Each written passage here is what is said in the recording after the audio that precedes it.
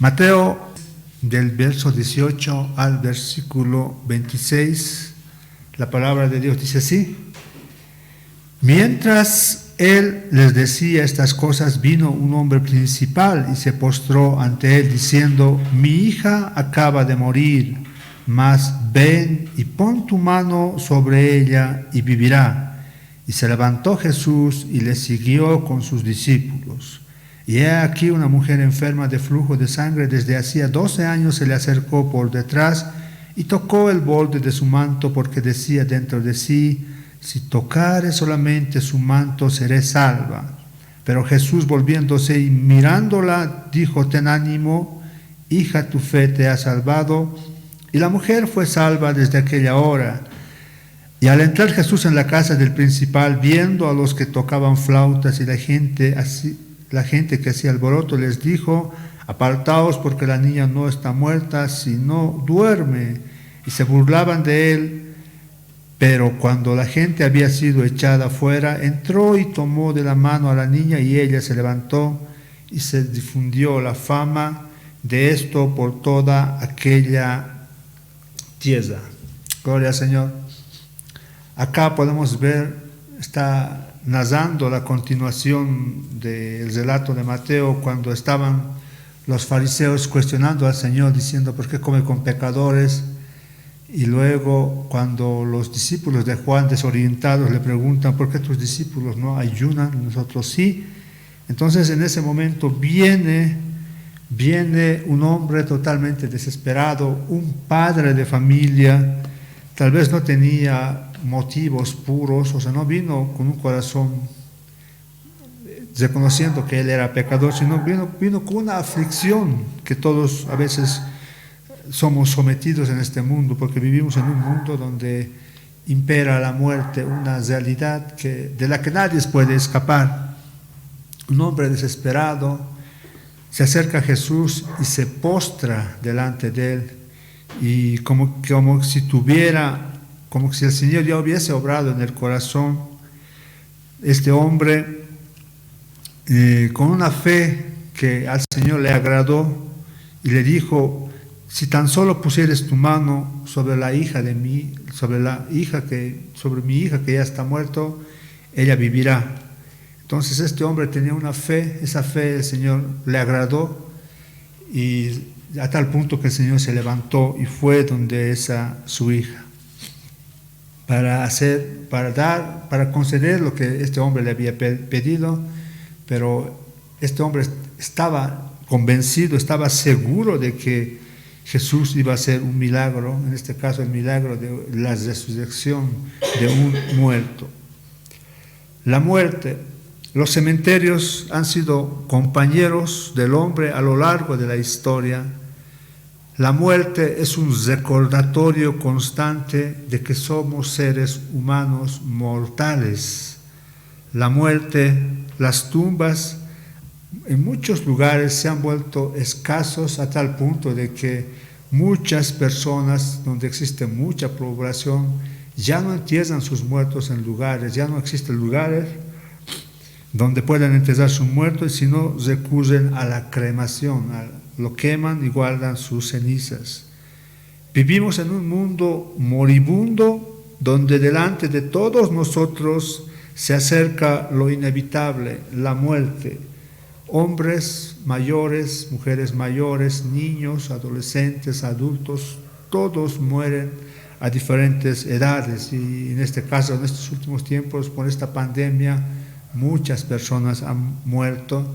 Muchas personas son sometidas a la realidad de que todos estamos condenados. Al final todos vamos a dejar de respirar.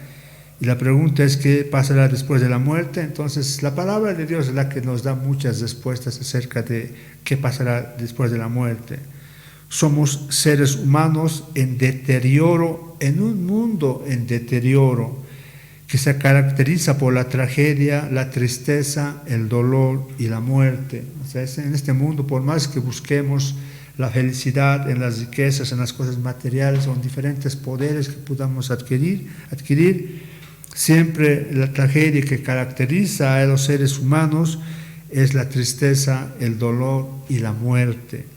Desde la caída del hombre, desde que Adán y Eva desobedecieron en el jardín del Edén, desde que Dios lanzó una maldición a causa de la desobediencia sobre la tierra, una maldición sobre todos sus habitantes, este mundo se caracteriza por desastres, lágrimas, enfermedad y la tumba, la muerte. O sea, son cosas que están presentes desde que el primer hombre desobedeció. Al único mandato que Dios les dio en esa ocasión, que no comieran del árbol del bien y del mal. Entonces, después de eso es que estamos todos condenados, todos los seres humanos, incluidos creyentes, a esta realidad de la muerte. La mayoría de nosotros podría recitar incluso una larga lista de personas que padecieron una dolorosa enfermedad, un accidente grave, pérdida de un ser querido, destrucción de una familia o alguna tragedia. Niños han perdido a sus madres, padres han perdido a sus hijos o están viéndolos debilitarse a diario por una enfermedad agotadora, el cáncer, muchas enfermedades que hoy en día están apareciendo a consecuencia de la maldad del ser humano, de la manipulación de los alimentos, la manipulación del medio en el que vivimos. Mucha gente padece dolor, incluso la medicina más fuerte ha perdido su eficacia, otros enfrentan largos meses y años de rehabilitación, otros tratan de ajustar sus vidas a la pérdida de miembros como la vista, el oído o alguna función motora. Entonces, esta es la realidad del ser humano y toda esta realidad termina en la muerte. Y la pregunta que todo el mundo se hace es: ¿qué pasará después de la muerte? ¿Qué sucederá después de la muerte? Muchas personas blasfeman en contra de Dios, hablan mal de Dios, pero ignoran acerca de la muerte, una realidad en la que solo la palabra de Dios tiene la respuesta. ¿Qué pasará después de la muerte? Cuando María salió a recibir a Jesús mientras él se acercaba a Betania después de la muerte de Lázaro, eso está en Juan 11:32, Juan informa que cuando sucedió esta situación, el Señor, en el versículo 35 del capítulo de Juan 11:35, Jesús lloró, pero lloró, no fue conmovido por el dolor de María, Marta y sus amigos. ¿Por qué el Señor lloró cuando había muerto un ser querido? Es un amigo, en este caso de Jesús, Lázaro. La palabra del Señor nos muestra que el Señor lloró posiblemente conmovido por el enorme dolor que el pecado trajo a la humanidad. El Señor descendió, siendo Dios, se hizo hombre a este mundo para combatir las consecuencias del pecado. Y lloró. No lloró por la tristeza de los hombres que habían perdido a este ser querido, Lázaro, sino lloró por lo que el pecado estaba ocasionando en estas familias, y el pecado ocasiona en este mundo entero. El único que tiene la solución para restaurar todas las cosas como estaban originalmente diseñadas, creadas por Dios, es nuestro Señor Jesús. Lloró porque fue conmovido por el enorme dolor que el pecado trajo a la humanidad. Jesús se afligió porque pudo ver con claridad y por completo el dolor y el poder del pecado en este mundo. El pecado, como la palabra de Dios enseña, no fue el propósito de Dios para el hombre. Todas las cosas en el mundo fueron creadas para el bien y la bendición del ser humano, pero el pecado corrompió esa bondad y esa bendición, y en su lugar el pecado trajo una maldición. En el tiempo de Dios, la palabra de Dios nos enseña que un día el pecado llegará a su fin y será destruido para siempre. El Señor ya trató, ya pagó el castigo de pecado, en este caso con su muerte, pero un día el Señor eliminará definitivamente el pecado de este mundo, de esta su creación, de la humanidad. Y Apocalipsis 21:3 dice: cuando el Señor, el tabernáculo del Dios, se muestra en este mundo, Dios dice: enjugará Dios toda lágrima de los ojos de ellos, y ya no habrá muerte, Esa es la promesa que dice Apocalipsis 21:4, al final de la palabra de Dios, del libro, de la Biblia, dice que al final el Señor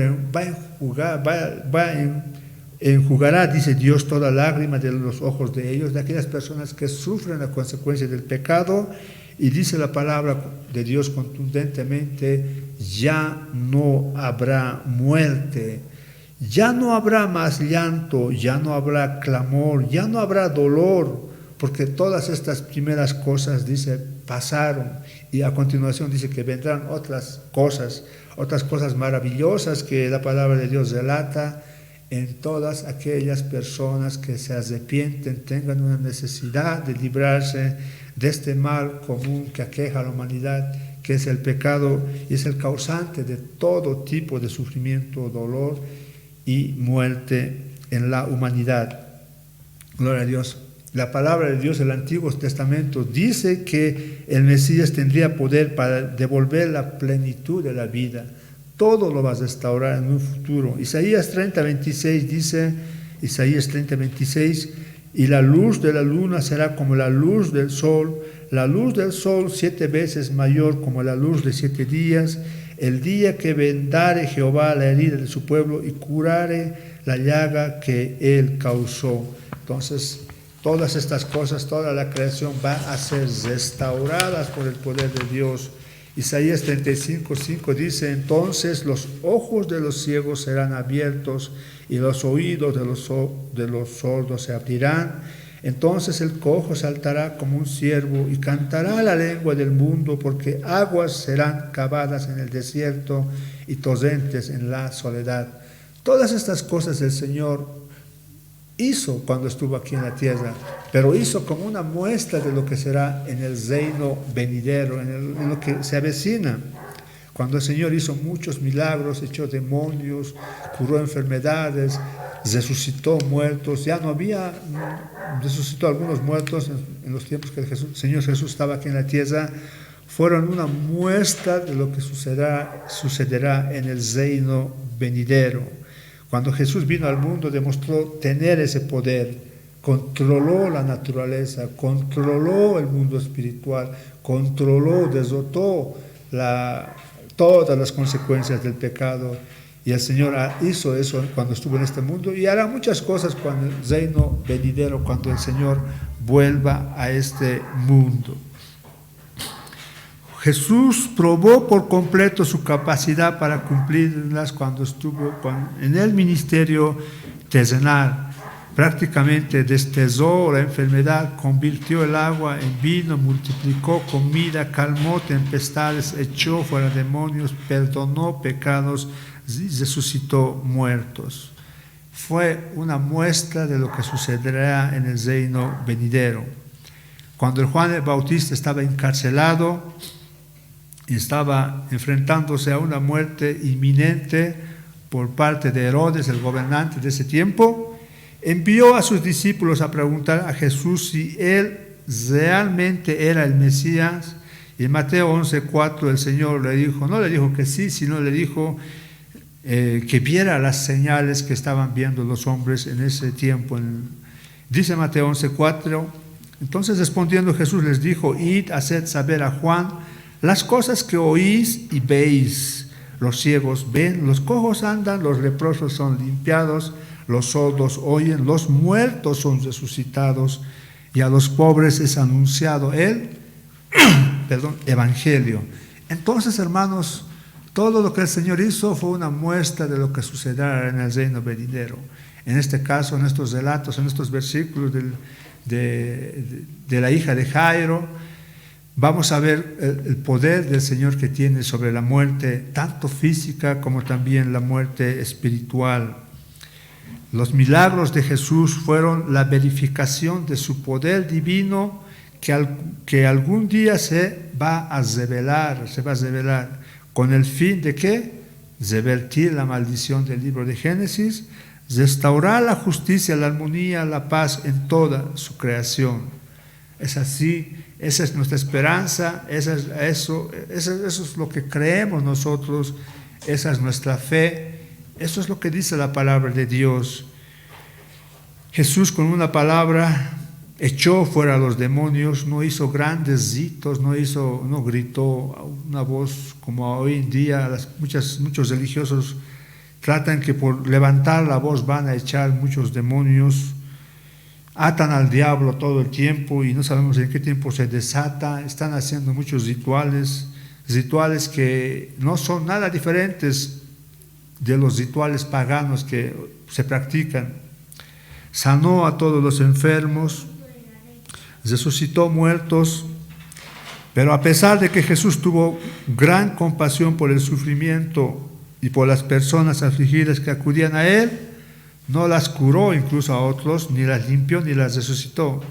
Sus muertos simplemente por el propio bien de ellas. O sea, si bien resucitó a algunos, pero no resucitó a todos.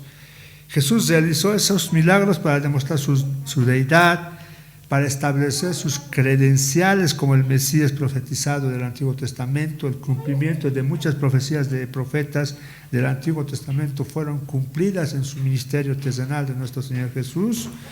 Y entonces, esto que vamos a estudiar de Mateo, de la hija de Jairo, Mateo 9, 18, en adelante, es un cumplimiento de la profecía, de una de las profecías del Antiguo Testamento. Mateo 18 al 26. Mateo brinda, ¿no?, un primer milagro, o sea, tuvo 3 grupos de milagros, este es el tercer grupo, el primer milagro del tercer grupo, un milagro que en realidad fue un doble milagro, un milagro dentro de un milagro. Resucitó de los muertos a una joven muchacha, la hija de Jairo, y durante el proceso restauró la salud a una mujer a quien la sociedad la consideraba muerta. Jesús demostró su poder para restaurar la vida a todo el cuerpo, pero también mostró su poder para restaurar la integridad de cualquier parte del cuerpo. Un científico canadiense dijo lo siguiente, declaró en una ocasión: cuando miré la religión, dije, tengo 2 preguntas. ¿Alguna vez alguien ha conquistado la muerte? Esa es la pregunta que él se había hecho. ¿Alguna vez alguien ha conquistado la muerte? Y la segunda pregunta que se formuló fue, si lo ha hecho, ¿preparó esa persona una manera para que yo también conquiste la muerte? Y sigue diciendo este científico canadiense, revisé la tumba de Buda y estaba ocupada, ahí estaba Buda. Revisé la tumba de Confucio y estaba ocupada, ahí estaba el cuerpo de Confucio. Revisé la tumba de Mahoma y estaba ocupada, ahí estaba el cuerpo de Mahoma. Y dice al final, fui a la tumba de Jesús y esta tumba estaba vacía. Entonces manifesté, dijo este científico, hay uno que conquistó la muerte. Y volví a hacer la segunda pregunta, ¿preparó él un camino para que yo hiciera eso? O sea, conquistar la muerte. Entonces dice este hombre, abrí la Biblia que habla de nuestro Señor Jesús, y descubrí lo que Jesús expresó, Juan 14, 19. Juan 14, 19.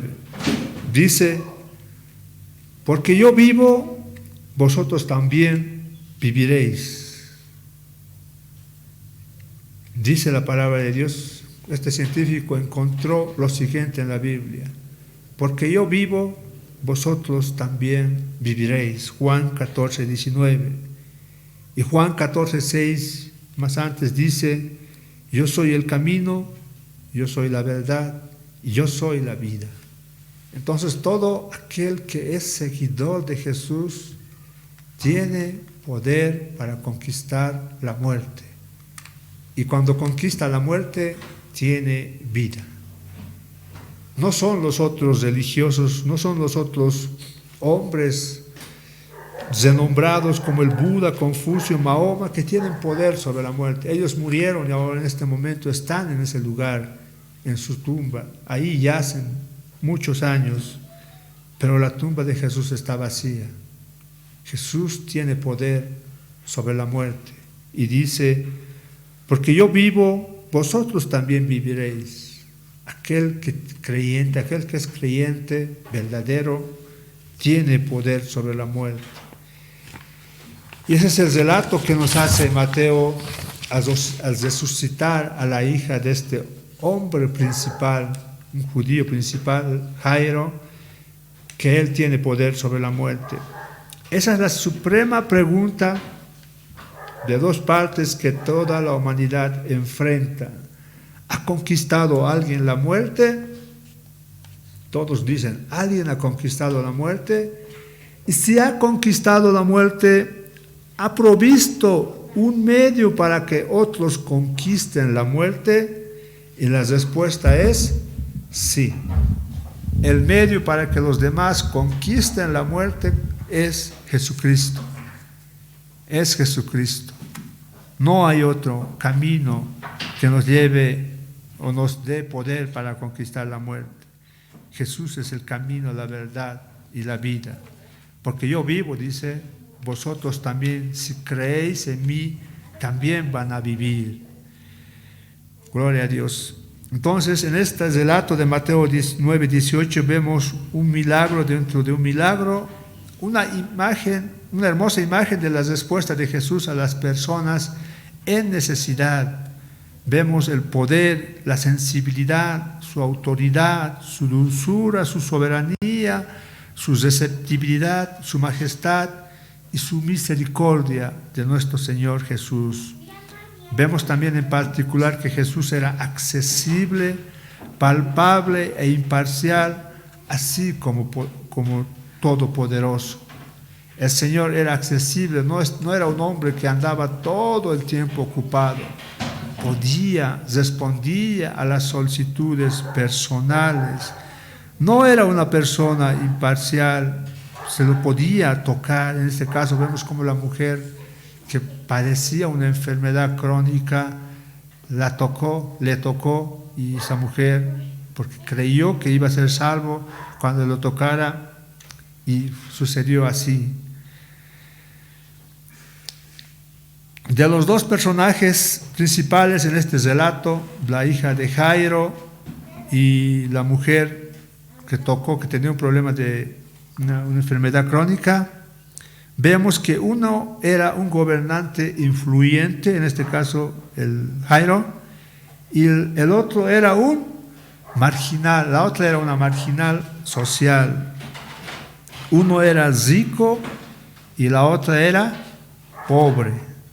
Pero ambos tenían algo en común, tenían grandes necesidades y necesitaban un gran ayudador. Esa es la característica, las similitudes y las diferencias. Gloria al Señor.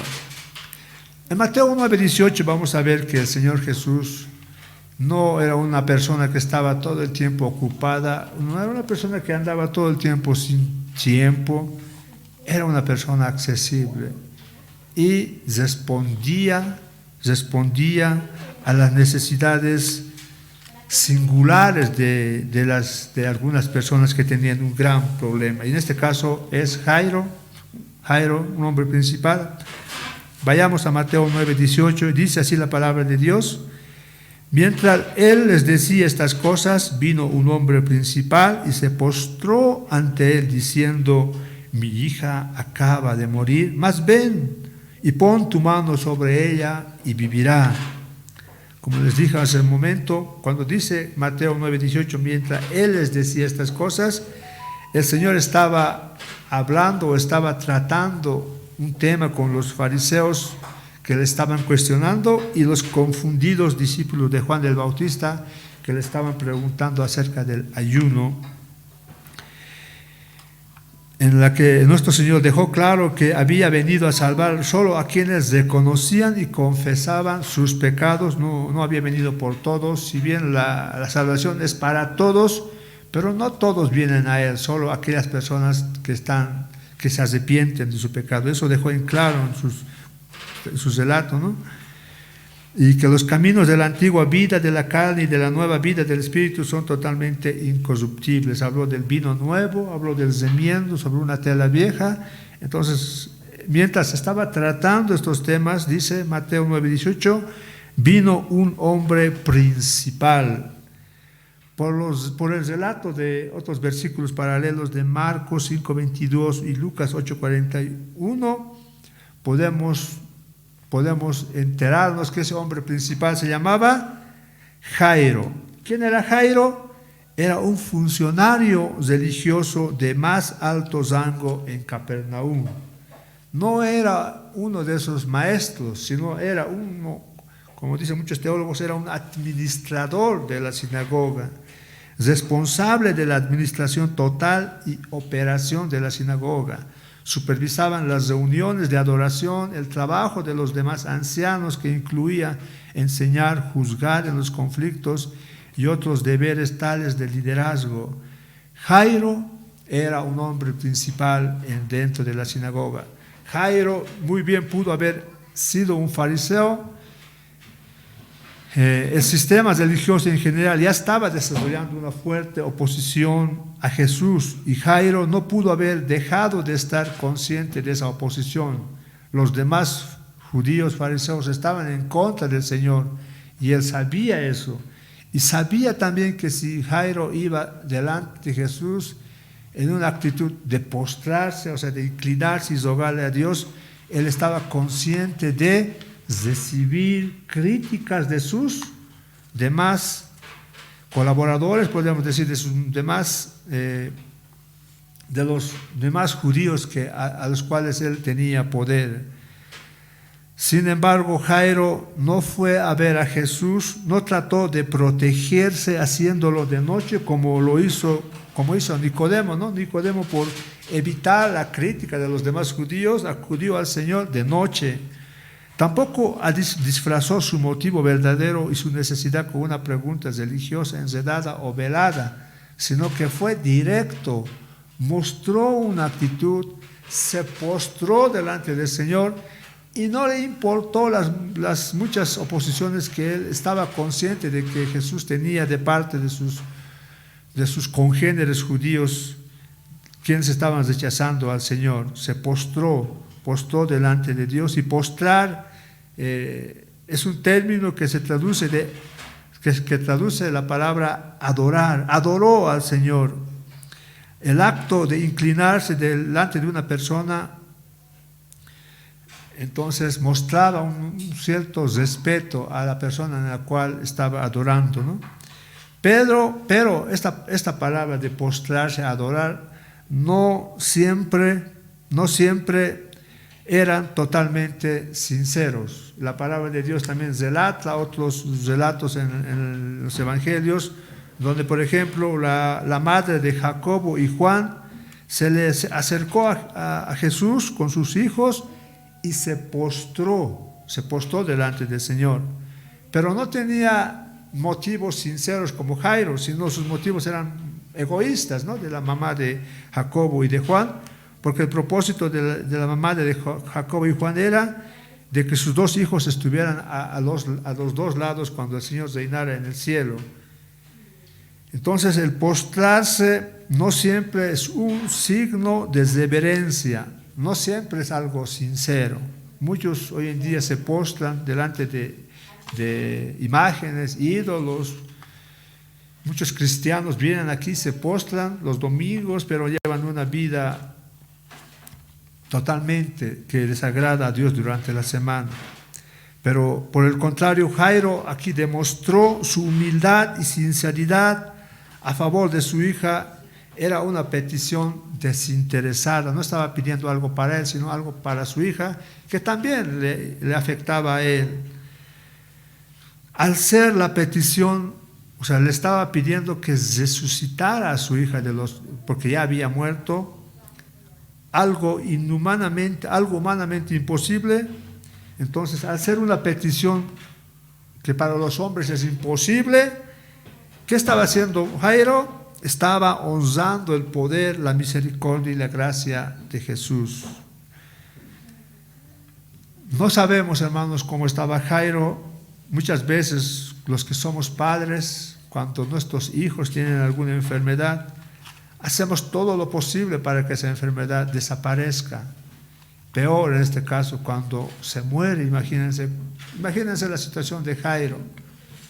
Su hija se había muerto y el sistema judaico no tenía una solución para esa situación, entonces recurrió al único que él creía que podía resucitar la vida de su hija. En este caso recurrió a Jesús.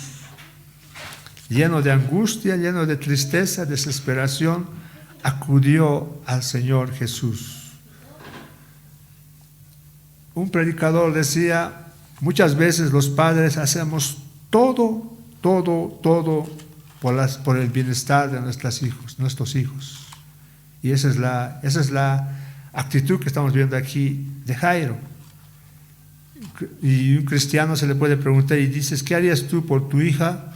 Y la respuesta de este cristiano padre sería, hago todo, trabajo por mi hija, por el bienestar de mi familia, pero en lo más profundo mentimos, hermanos, porque estamos viendo irse al infierno a nuestros hijos, porque no son creyentes, no oramos por sus vidas. Muchos de nuestros hijos no están en el camino del Señor, no son temerosos de Dios, no les compartimos la palabra, no oramos, no ayunamos por sus vidas. Se están yendo directo al infierno, pero decimos amar a nuestros hijos. Nos preocupamos por necesidades físicas y no nos preocupamos por lo más importante, que es la vida espiritual de nuestros seres queridos. Un día el Señor nos pedirá cuentas, pero que aquellos que oran, se preocupan por la vida espiritual de sus hijos, también recibirán recompensas. Pero aquellos que no les interesa, les enseñan, tal vez no con palabras, sino con actitudes de que la vida cristiana debe llevarse de manera superficial, darán cuentas a Dios un día. Porque la condenación, el castigo del pecado es la muerte. Y no es una muerte como muchas religiones, dice que cuando se muere ahí se acaba todo. No, la palabra del Señor dice que la muerte es eterna. Gloria al Señor. Entonces estaba ahí la hija de Jairo. Mateo lo relata como si ya estuviera muerto, pero el libro de Marcos 5:23, dice que aún no había muerto su hija, sino que estaba agonizando. Dice Marcos 5:23, y les rogaba mucho, diciendo al Señor Jesús postrado, le decía, mi hija está agonizando. Mateo dice que ya murió, pero Marcos dice que todavía no había muerto cuando estaba hablando con el Señor. Le dijo, mi hija está agonizando, y ven, y pon las manos sobre ellas para que sea salva y vivirá. En ese relato, en esa situación, está ahí Jairo postrado de rodillas delante del Señor. Llegan unos mensajeros de la casa de Jairo. Era un hombre rico, pudiente, administrador, principal de la sinagoga. Vienen mensajeros y le dicen a Jairo, le cuestionan y le dicen, ya no molestes más al maestro, porque tu hija ya murió. Marcos 5:35 le dice, mientras él aún hablaba, vinieron de la casa del principal de la sinagoga de Jairo diciendo, tu hija ha muerto, ¿para qué molestas más al maestro? Ya déjalo en paz, ya murió, no lo molestes. La hija de Jairo tenía 12 años. 12 años, la hija, en el primer año, o sea, dentro de los judíos, cuando la hija tenía 12 años, en el primer año de ser, o sea, se la consideraba el primer año de ser mujer. Según la costumbre judía, se la reconocía como mujer. Cuando cumplía 12 años y un día más, ya no era una niña, ya era una mujer dentro de la cultura judía. De la misma manera, cuando los hombres, los varones cumplían 13 años y un día más, se los consideraba. Al día siguiente, el muchacho judío se les reconocía como un hombre. nosotros diferenciamos por etapas, ¿no? Niñez, pubertad, adolescente, adulto. Pero dentro de la cultura judía, cuando una niña cumplía 12 años y un día más, se la consideraba una mujer dentro de la cultura judía. Y a los varones cumplían 13 años y un día más se le consideraba un hombre. Entonces así era el sistema judío. Y entonces esta mujercita, esta niña, ya no era una niña, sino había cumplido 12 años y un día más y era una mujer y se murió. Gloria a Dios. El sistema judío no contaba con recursos que pudieran ayudar a un padre que enfrentaba tal tragedia, en este caso la muerte. No había recursos. Incluso hoy en día nadie tiene la solución acerca de la muerte. No hay una medicina, no hay un tratamiento, no hay algo que hayan descubierto nuevo que trate con la muerte. Pero Jairo sabía que la única esperanza para su hija estaba en el hombre a quien ese sistema religioso ridiculizaba y estaba llegando a despreciar. Obviamente Dios ya había estado obrando en el corazón de Jairo. Dios ya había trabajado, estaba trabajando en el corazón de Jairo. Porque el que produce arrepentimiento en el corazón de los seres humanos no somos nosotros, sino es el poder, su Espíritu Santo que produce arrepentimiento en las personas para que estos vengan delante de Dios. En este caso, Dios ya estaba trabajando en el corazón de Jairo porque su petición es una absoluta convicción. Escuchen, la petición que hace Jairo a Jesús es una absoluta convicción de que Jesús podía hacer lo que estaba pidiendo. ¿Cuáles fueron las palabras de Jairo dirigidas al Señor? No fueron muchas palabras, fueron concretas. Le dijo, pon tu mano sobre ella y vivirá. Estaba tan convencido de que esa acción iba a resucitar a su hija. ¿Quién le convenció de eso? No fue el propio Jairo. Había muchos niños en esa época también, incluso tal vez en ese mismo día que estaban muriéndose, pero no vinieron a Jesús. Pero este hombre, dejándolo todo, no le importaba lo que iban a decir los otros judíos, vino delante del Señor y con estas palabras le dijo, pon tu mano sobre mi hija y ella va a vivir. Entonces estas palabras, ven y pon tu mano sobre ella y vivirá, muestran la fe de este hombre que no tenía reservas ni una sombra de duda. Él se tragó su orgullo, se tragó su temor, no le importó lo que sus vecinos, su familia, incluso sus compañeros religiosos pensaran. Nada le impediría buscar la ayuda de Jesús. Así que lo primero que Jairo llevó delante de Jesús fue una profunda sinceridad. Y a menudo una gran tragedia motiva a una persona a ir a Cristo.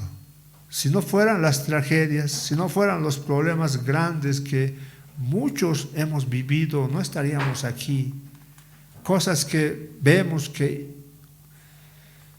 son imposibles de que sucedan a las demás personas, pero suceden a ciertas personas. Tragedias grandes nos motivan a que estemos aquí delante de ustedes. Y ese fue el caso de Jairo. Una gran tragedia para su vida motivó a ir a buscar a alguien que tenía la solución, en este caso la muerte. Ahora, el individuo que no siente necesidad en su vida no tiene hambre de Dios. El hombre, el individuo, el ser humano que está enredado en la corriente, está metido en la corriente de este mundo, tiene riquezas, tiene todo lo que el mundo puede ofrecerle, no tiene necesidad de Dios, no tiene hambre de Dios. Por eso es que el primer paso para testificar a las personas es convencerles de su necesidad de salvación, decirle a las personas que están condenados a la muerte si no se arrepienten de la condición en la cual se encuentran. Muchos creen estar bien, creen que con tan solo ir a la iglesia los domingos, publicar algunos mensajes de Dios en las redes sociales, ya son hijos de Dios. No, no es así. Tienes que enfrentar tu vida, tu pecado, delante de Dios. Tienes que reconocer que eres un mendigo espiritual. Tienes que dejar atrás todos tus logros humanos que impiden que te acerques a Dios. Yo soy profesional, yo soy un hombre reconocido, renombrado, pero tienes una realidad que se te acerca. Eres un moribundo que cualquier rato vas a morir, sea por alguna enfermedad, accidente o cualquier motivo. Y entonces, ¿qué vas a hacer delante de Dios? ¿Qué vas a hacer con el que te ha hecho, te ha creado?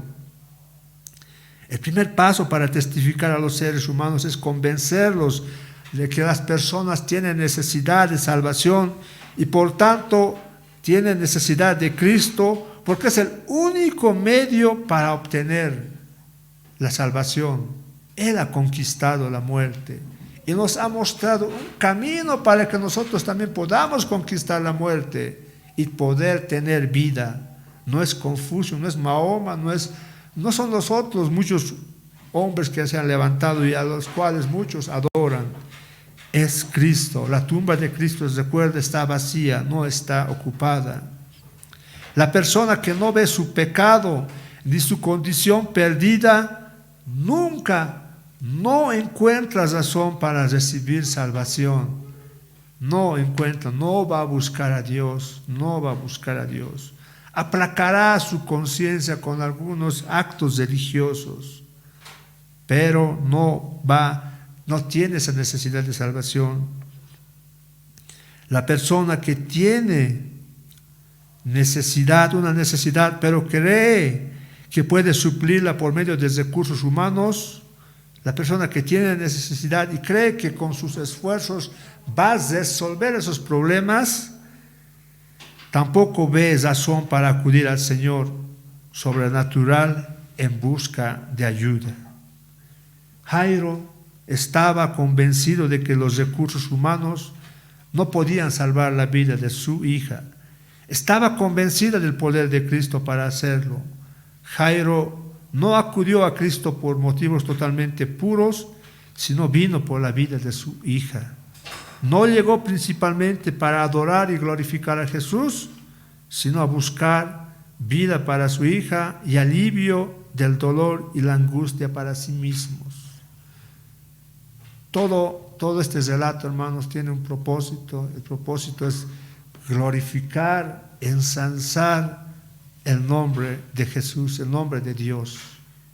¿Por qué? ¿En qué forma? Cuando resucitó a su hija, mostró el poder de Dios ante esos hombres que estaban ahí. Mostró a todo el mundo que Dios tiene poder sobre la muerte. Hoy en día todo el mundo tiene una Biblia, lee estos versículos y aún así no se convence y no ve que Jesús puede darnos vida en este mundo y en el mundo venidero. Pero Jairo creyó, aunque no tenía motivos puros, pero vino por esta gran necesidad. Y a veces debemos de dar gracias a Dios por los grandes problemas que a veces enfrentamos, porque en esos problemas es cuando encontramos al Señor.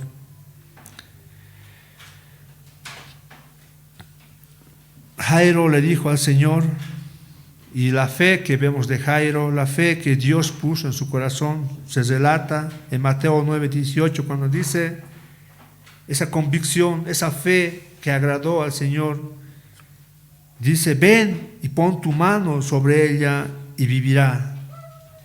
Jesús se maravilló de la fe de este hombre. Jesús también se maravilló de la fe del centurión. ¿Se acuerdan del centurión? Que no le dijo, ven a mi casa y sana a mi criado, sino le dijo, yo soy un hombre que da órdenes, y yo sé que tú eres Dios, tú no eres de este mundo, sino eres el Señor de señores, y solo te pido que des una orden para que mi criado sea salvo. Y su criado se sanó. Pero Jairo creyó que con tan solo tocar la mano de Jesús podría resucitar a su hija. Vemos dos situaciones, dos realidades. El Señor Jesús tal vez podía con tan solo decirle a Jairo: tu hija ya está viva, y hubiera resucitado, pero no. Jairo le pidió que viniera y fuera a ver a su hija. Y el Señor no dijo: no molestes, no tengo tiempo, estoy aquí predicando el Evangelio, soy un hombre de Dios que no puedo estar dedicándome a una persona. No, hermanos. El Señor, cuando ve una necesidad personal, cuando ve una fe sincera, el Señor trata singularmente esas necesidades. Él no es un hombre sin tiempo, Él tiene tiempo para todos. Y en este caso, Jairo, ¿qué dice? ¿Qué dice el Señor? Se levantó Jesús y le siguió con sus discípulos. Se levantó Jesús, sus discípulos, y mucha gente más le siguió, y fue donde la hija de Jairo. La fe de Jairo sobrepasó a la fe de Marta. ¿Quién era Marta? Marta, dice el libro de Juan 11:21, habla de la resurrección de Lázaro. Jesús pudo haber impedido, dice, que su hermano Lázaro muriera. Marta era el hermano de Lázaro, pero perdió la esperanza una vez que Lázaro murió. Incluso cuando Jesús le dijo: tu hermano resucitará, ella pensó que la promesa solo podía cumplirse en la resurrección, en el día postrero. La fe de Jairo sobrepasó la fe de Marta, porque Marta creía que podía sanar a su hermano Lázaro mientras estaba vivo, pero cuando murió dijo: ya no se puede hacer nada ya. Pero Jesús resucitó a Lázaro. Gloria a Dios. Ese es, hermanos, el relato. El Señor no estuvo ocupado ante esta necesidad personal de Jairo. El Señor escucha, se interesaba y actuaba a favor de ellos, de aquellas personas que tienen una fe sincera. Y lo que hizo, una muestra de eso es cuando dice Mateo 9:19, que cuando Jesús se levantó y le siguió con sus discípulos. Jesús respondió a Jairo estando disponible y accesible. Como les dije, pudo haber enviado poder para resucitar, como lo hizo con el criado del centurión, pero como una demostración de amor desinteresado, se levantó y siguió y fue a la casa de Jairo. Y en el libro de Juan, capítulo 6, versículo 37, el Señor, aquí vemos un ejemplo de que el Señor se concentra a veces en una persona cuando ve una fe sincera. Y el Señor garantiza su promesa de que todo lo que el Padre me da, dice Juan 6:37, vendrá a mí, y al que a mí viene no lo echo fuera. Gloria a Dios. Jesús se levantó junto con sus discípulos y junto con una gran multitud, como lo relata Marcos 5:24. Y en este trayecto vamos a ver qué sucedió. Dios tiene tiempo para todo. Debería ir a ver a la hija de Jairo rápidamente para hacer algo. Pero ¿qué hizo? ¿Qué hizo Jesús? En el camino se detuvo para tratar otro milagro dentro de un milagro. En este caso, un milagro que hizo a una mujer que también estaba padeciendo una enfermedad crónica por más de 12 años. El Señor tiene tiempo para hombres principales, ricos, como también para hombres pobres. En este caso, la mujer que padecía un flujo de sangre, dice: el Señor tiene tiempo para todos.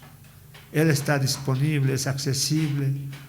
Ahora es tiempo de acercarnos delante de Dios y no hacernos a los sin tiempo, y no decir, como muchas veces decimos, no tengo tiempo.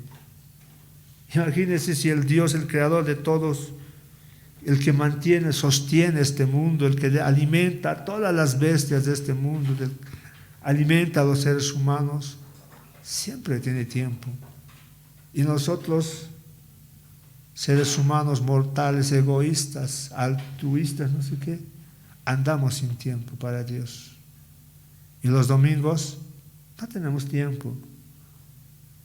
Y un día el Señor nos pedirá cuentas. Que Dios tenga misericordia de todos. Señor Dios, te damos gracias por tu palabra.